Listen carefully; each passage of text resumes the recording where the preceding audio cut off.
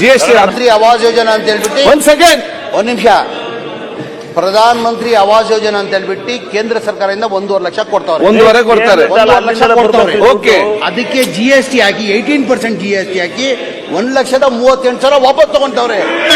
ರಾಜ್ಯದ ಮಾನ ಮರ್ಯಾದೆಯನ್ನ ಗೌರವವನ್ನ ಕಾಂಗ್ರೆಸ್ನವರು ಹಾಳು ಮಾಡಿದ್ದಾರೆ.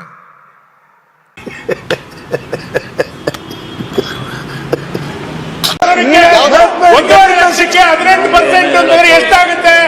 ಆ ಮಾಸ್ಟರ್ ಆಯ್ತು. ಒಂದ್ ಸೆಕೆಂಡ್ ಮಿನಿಸ್ಟರ್ ಜಮೀರ್ ಅಹಮದ್ ಅವರು ಯಾವ ಪರ್ಸೆಂಟೇಜ್ ಅಟ್ಟೆ ಲೆಕ್ಕ